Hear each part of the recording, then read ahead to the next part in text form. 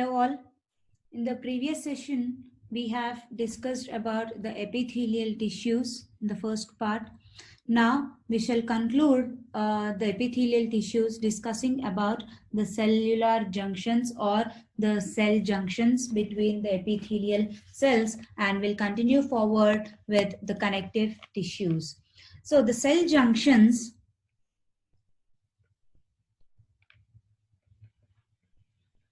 or the cellular junctions are present more specifically within the epithelial tissues. So there are different kinds of cell junctions present. The first one is the tight junction,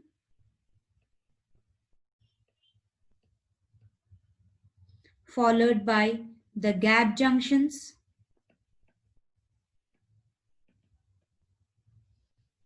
the adhering junctions,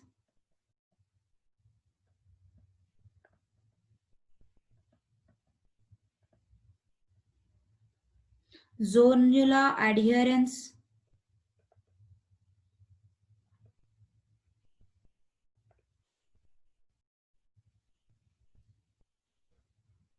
desmosomes,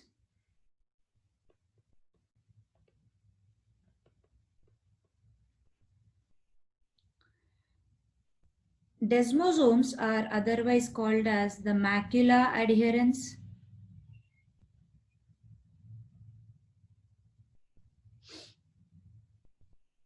and hemidesmosomes,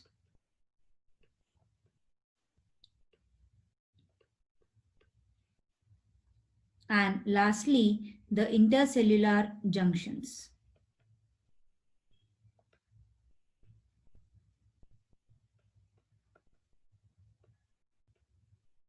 To make it little more clear, let us go with diagrammatic representation first, and then I shall explain you each and every term. So the diagrammatic representation you can just have a look at. I'll first consider the finger-like projections that are present on the epithelial tissues, and these finger-like projections can be called as the villi or the microvilli. For instance, let us consider these are the villi or the microvilli.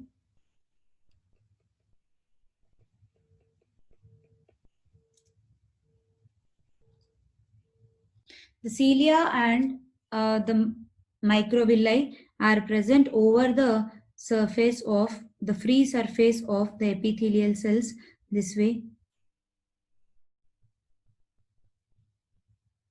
Let me consider these are the finger-like projections, and these are the cilia that are present within the cells. So one side I'm considering the presence of microvilli, on the other side I'm considering the presence of cilia. It is not the, see in this diagram all the cell junctions would be drawn at a place. That does not mean that in the same tissue all types of cell junctions are present. No, it is only for the diagrammatic representation. And in part 1 we have seen the cilia are originated from basal granule. They originate from basal granule.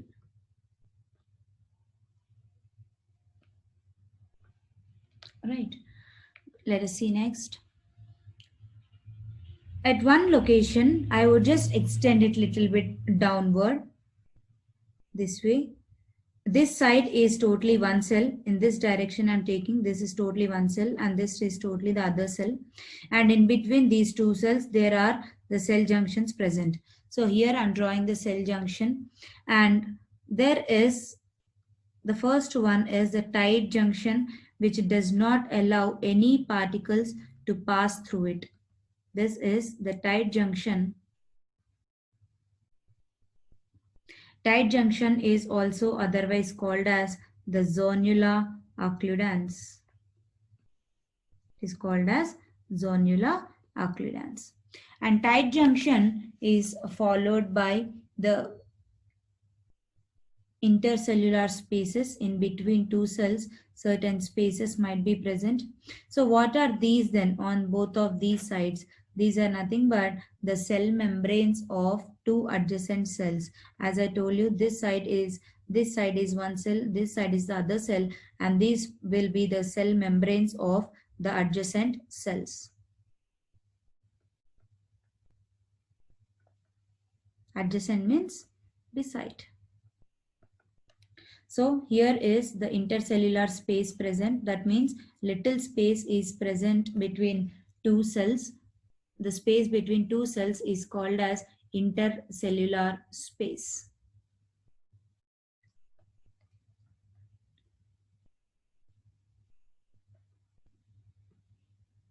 Intercellular space. So this intercellular space leads to a small gap that is present between two cells, and this is such a gap which allows the movement of substances between two cells is called as the gap junction. So you can say the tight junction followed by little intercellular space followed by the gap junction. And the gap junction, so these are the cell membranes. Okay. And the gap junction is followed by the zonular adherens. What is zonular adherens?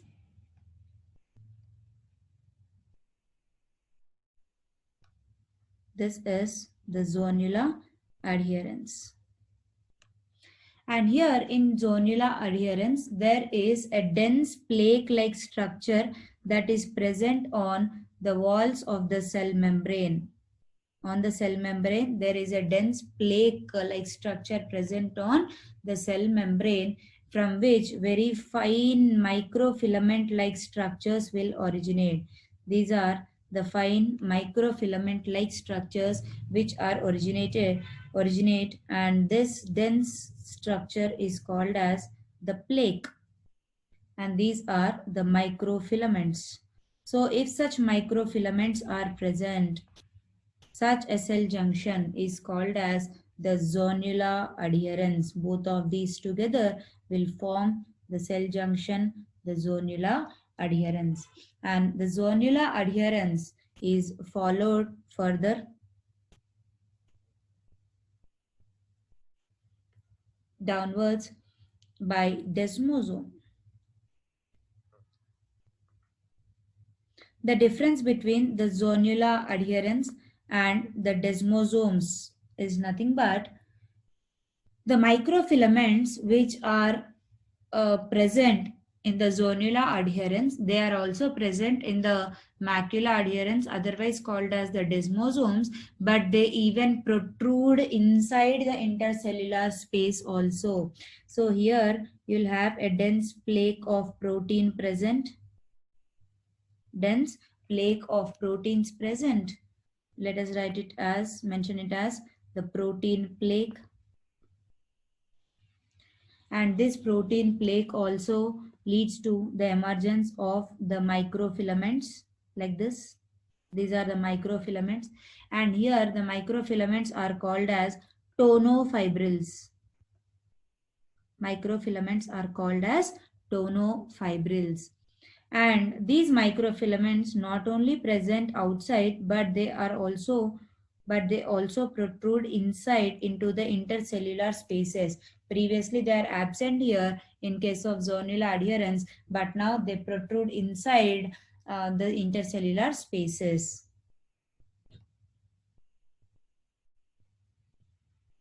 And then these are followed by the intercellular digitations or interdigitations. Digit means finger-like structure. So these are the interdigitations that are present within the cell junctions, and these interdigitations will lead into the basement membrane. So how many layers of basement membrane is present? 2 layers, the reticular lamina and the basal lamina. So this basement membrane, the first layer is the basal lamina. This is the basal lamina, and below it is the reticular lamina. Wherever all fibers are present, this is called as the reticular lamina. Reticular means network-like. So here is the diagrammatic representation of all the cell junctions. We shall look into the theory ones. The tight junctions. What is the function of these tight junctions? These are otherwise called as the zonula occludens. They help, or you can say they prevent substances from leaking. They prevent the substances from leaking across the tissue membranes. They are highly protected. The best example, whenever you take bath or wash your hands, does the water wash out or do they enter into your body through the skin? They doesn't enter because the skin tissues will have a protective cell junction in the form of tight junctions. And then the gap junctions, these are for communication. They help in communication with each other. That means each cell will communicate with the other one through the gap junctions. And sometimes it is also for chemical exchange. You have to remember this word. The chemical exchange among the cellular junctions is possible in which of the following cell junctions? The answer will be the gap junctions. And then the intermediate junctions, otherwise called as the zonula adherens. Zonula adherens is otherwise called as the intermediate junctions.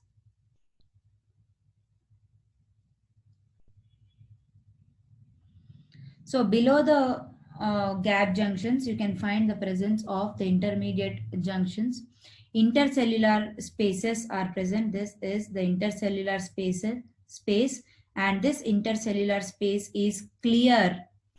Clear intercellular spaces are present. That means there is no presence of any microfilaments present, microtubules present, or any sort of high dense fluid is present. Even if fluid is present, the density is very low. So the microfilaments present here are over the surface of the cellular membrane, and these microfilaments are composed of actin protein. They are composed of actin protein. And coming to the desmosomes, desmosomes also there is a plaque present over here, and this plaque will help in cementing.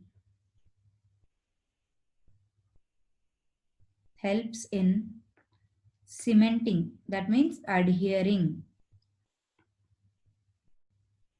This is more thicker and stronger than the intermediate junctions.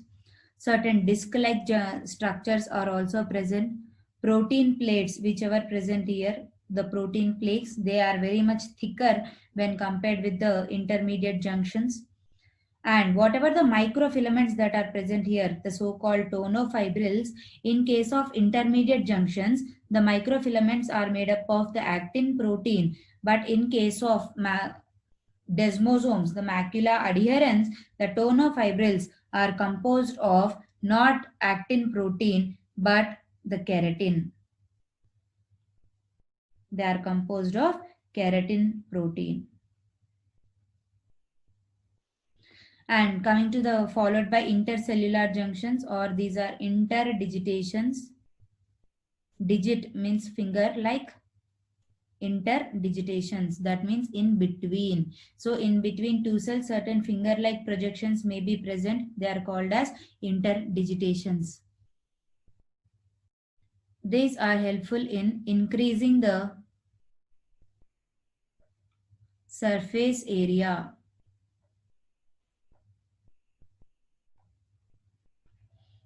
of contact where between two cells. So this is about the cellular junctions. Now we'll move on to the further topic, the connective tissues. So the connective tissues, the name itself will tell you Connective tissues are those which connect two different other tissues or two different organs. The connective tissues, they help in connecting two different tissues or two different organs, and we'll first see what are the different types of connective tissues present within an animal body and its classification chart. Different types of connective tissues are present. Let us first discuss about the classification. The first one is the loose connective tissue.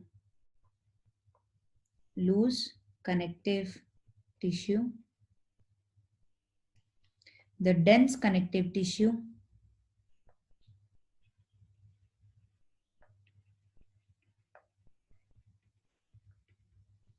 and specialized connective tissue.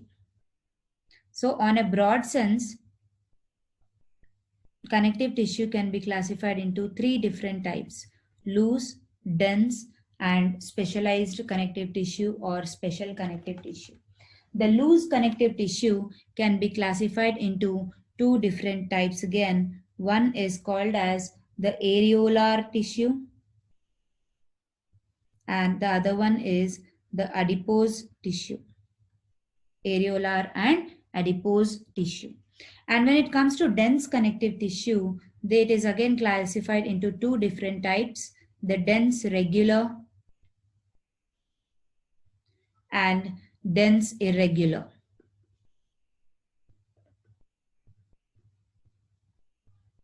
Dense regular is classified into two different types: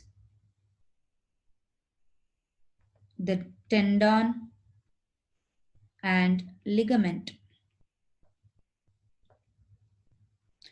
The special connective tissue is classified into four different types.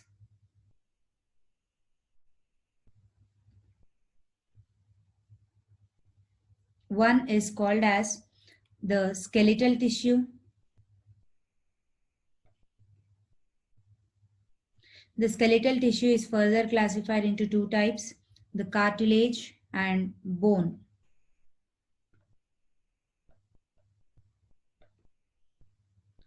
Cartilage is classified into three types: the hyaline cartilage, the fibrous cartilage, and calcified cartilage. The bone is classified into two types, two different types of bones. One, the compact bone and spongy bone. This is about the skeletal tissue. And then fluid connective tissue, or otherwise called as vascular tissue. Fluid connective or vascular tissue. And this vascular tissue is again classified into two types. One is the blood and lymph. The next type of special connective tissue is the reticular connective tissue.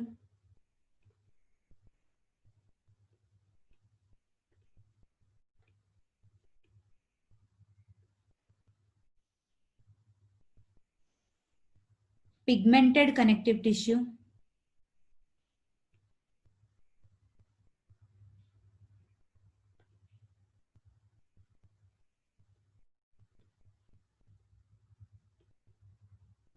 And the last type of connective tissue is called as the mucoid connective tissue. Mucoid connective tissue.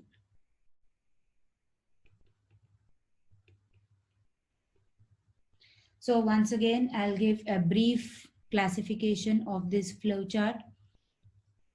You can just have a look at here. The connective tissue is classified into the loose connective, the dense connective, and specialized connective tissue. Loose connective into two types: areolar and adipose tissue. Dense connective tissue is classified into two types: dense regular and dense irregular. Dense regular into two types: the tendon and ligament. The Third type of connective tissue is the specialized connective tissue, which is classified into 5 different types.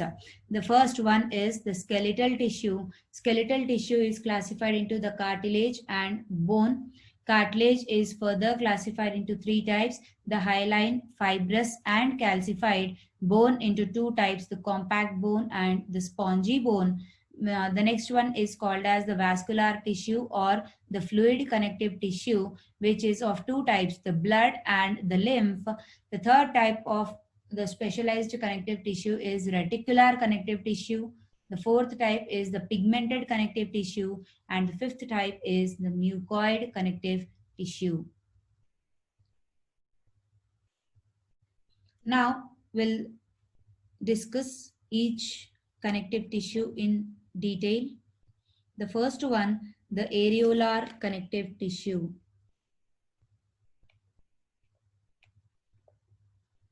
Areolar connective tissue. This comes under the loose connective tissue.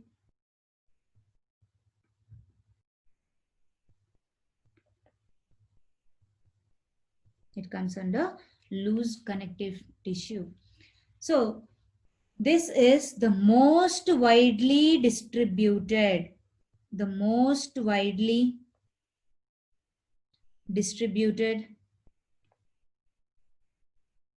connective tissue.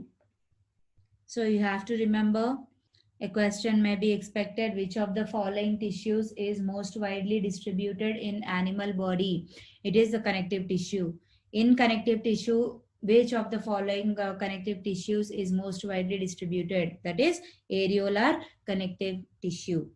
So looking at the structure, how does it look like? So why is it named as areolar connective tissue? Because very fine threads will crisscross over each other in randomly, leaving very small spaces among these fibers. Those spaces are called as areolae. For example, let me take the sample of a tissue.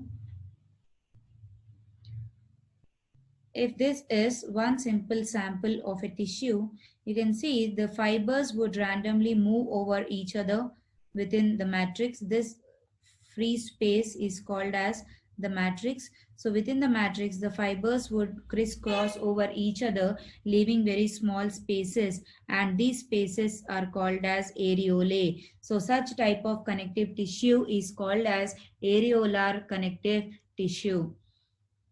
So this areolar tissue will contain a ground substance. This matrix is called as the ground substance.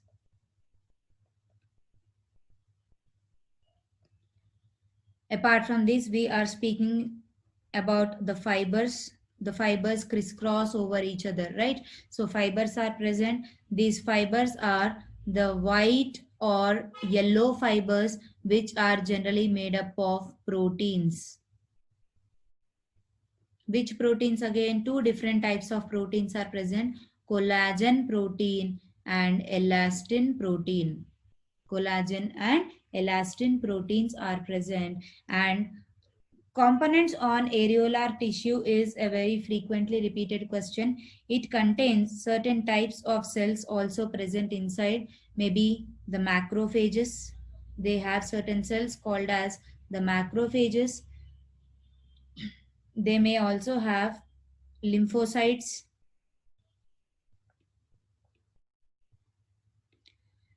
Few other cells called as plasma cells. Plasma cells help in the synthesis of antibodies.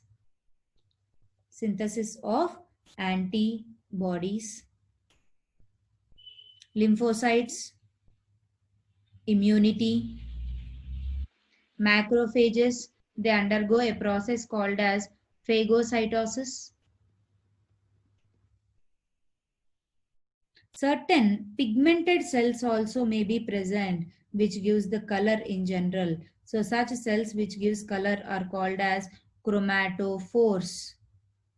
Chromatophores. So these chromatophores are nothing but the pigmented cells or pigment cells.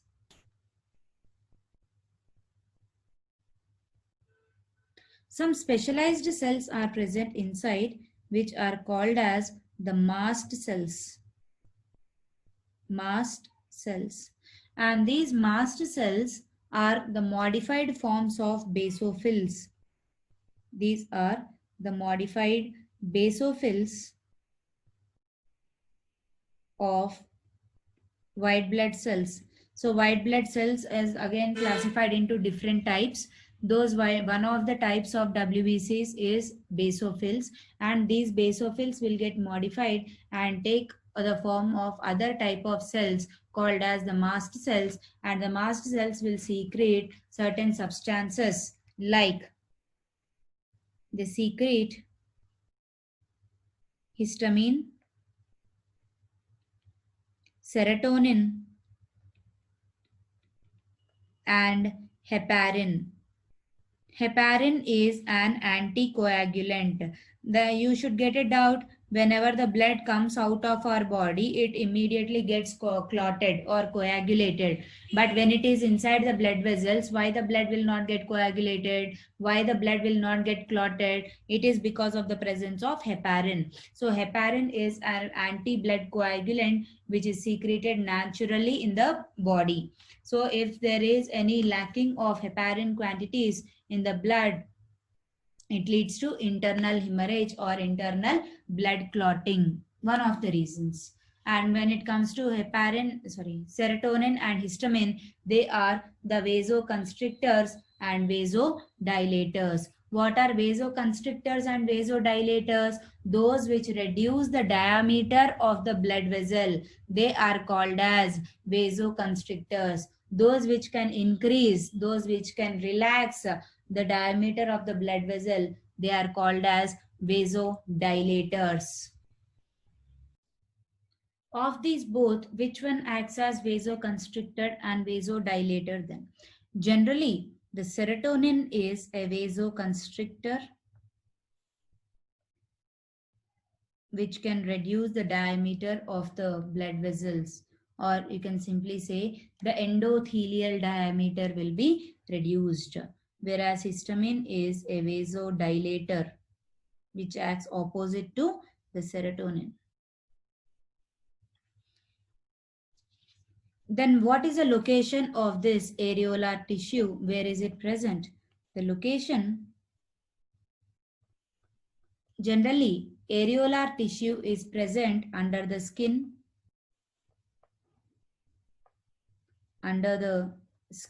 as a subcutaneous tissue.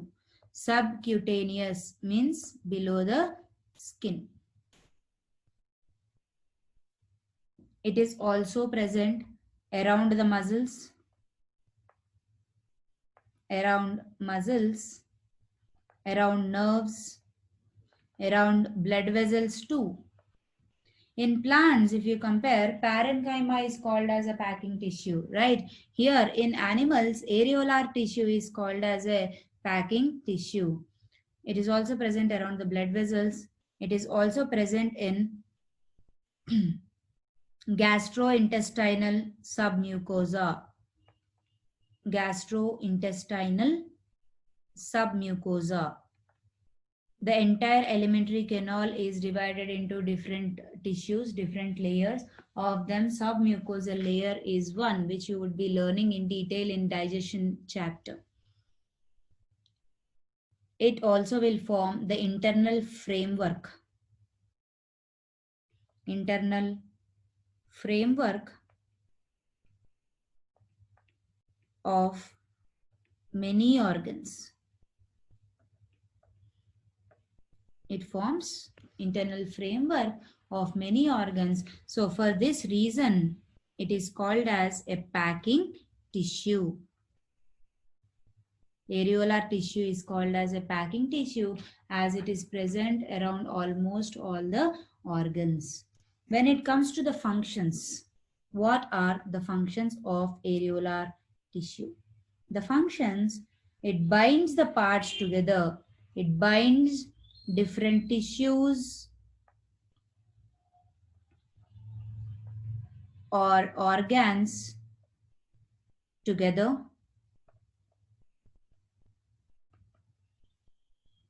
It also provides strength. Also provides strength, elasticity, and support. Elasticity and support to the body organs.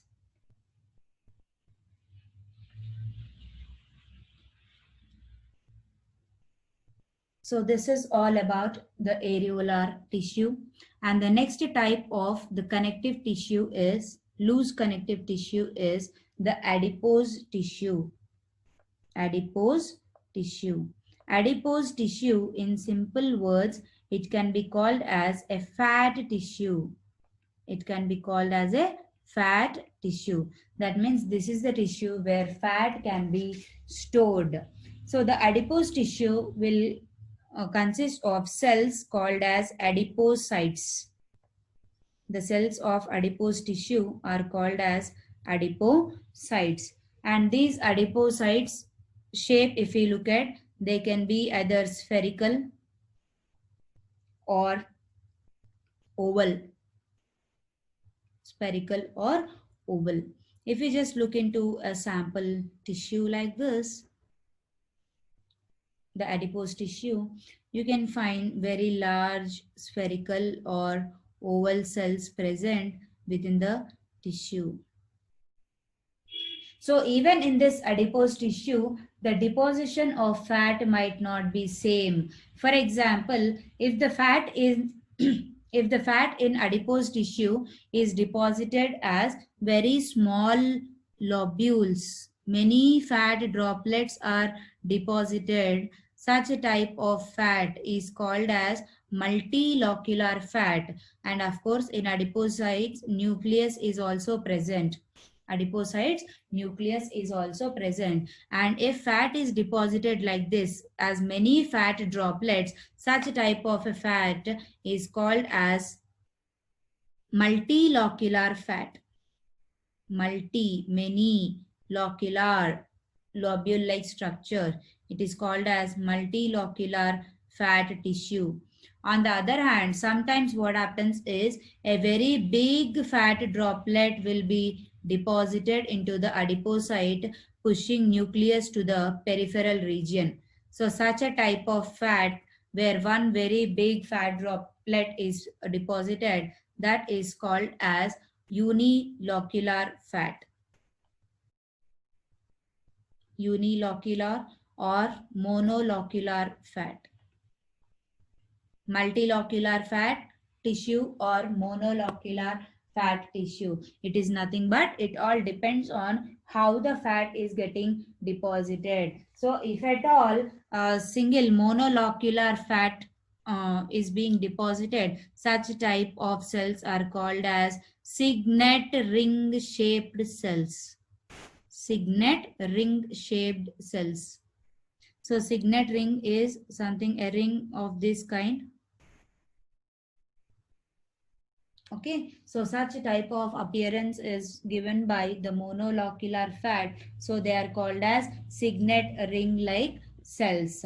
So two types of fats are present. One is monolocular and the other one is multilocular. This classification is with regards to the type of fat deposition. There is also another type of classification based on what type of fat is getting deposited.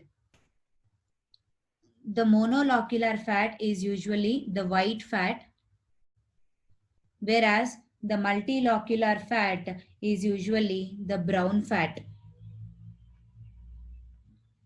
So fats are of two types based on what type of fat it is, brown fat and white fat. Based on deposition, two types are there, multilocular and monolocular. So what is the difference between this brown fat and white fat? So the brown fat will get deposited in the form of multilocular depositions. That means very small fat droplets will get deposited into the adipocytes, and this brown color of the fat is due to the iron containing pigment.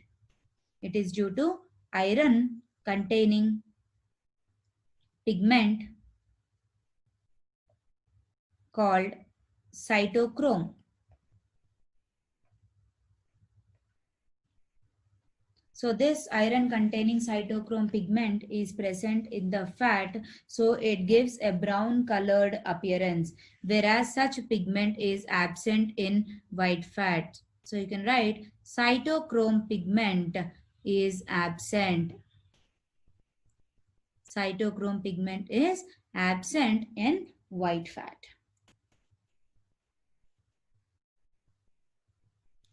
And where are these found?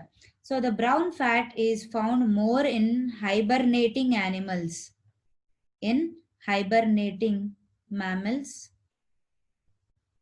Examples you can take, examples rats, other rodents, or in newborn human babies. In just born human babies also, there is more of brown fat than the white fat. The reason is, and because of many depositions of fat, more amount of heat is produced, and this just born human babies, in spite of having very low temperature outside, they do not shiver because of the presence of more of brown fat than that of white fat, and this white fat will be deposited as a fat reservoir.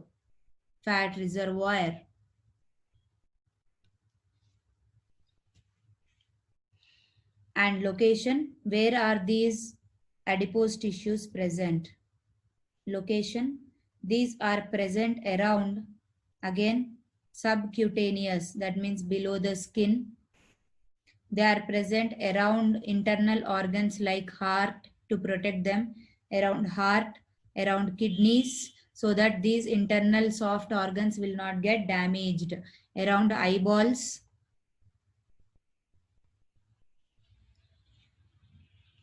So in other animals, if we consider, it is also present as a very thick fat layer, very thick fat layer called as blubber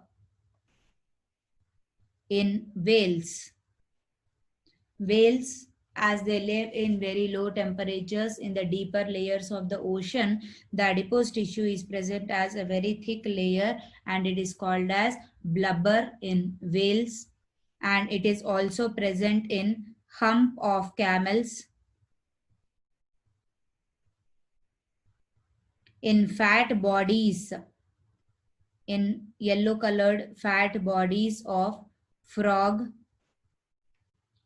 and also in yellow bone marrow in animals, in yellow bone marrow. So in all these locations, we can find the presence of adipose tissue.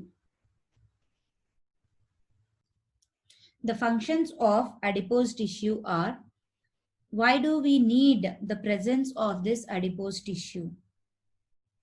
So for every tissue, we are looking at its location and also the function. Similarly, even adipose tissue, this is primarily a food reserve. Primarily a food reserve, or called as the fat depot or fat reservoir. So the subcutaneous fat, this is the first function. The second function is, when it is present subcutaneously, that means below the skin, it prevents heat loss from the body, prevents heat loss from body, and maintains warmth. That is the reason why people who are little bit fat, they often feel very much hot all the time, and maintains warmth, because that heat in obese people is provided by the adipose tissue that is present subcutaneously. And the third reason, third function is, it forms a shock absorbing layer. It forms a shock absorbing layer around eyeballs and kidneys.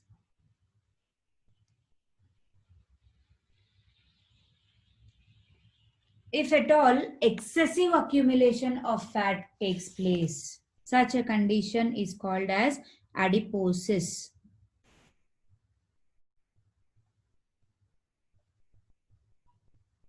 So the excessive fat deposition is called as adiposis. There is also another condition called as lipoma. Excessive fat deposition is called adiposis, and cancer of adipose tissue. As adipocytes contains nucleus, they may undergo rapid cell division and forms a tumor. Tumors leads to cancers. So cancer of adipose tissue, it is called as lipoma.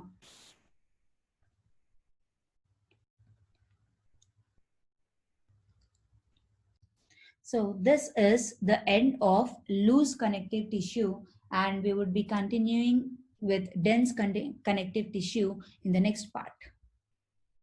Thank you.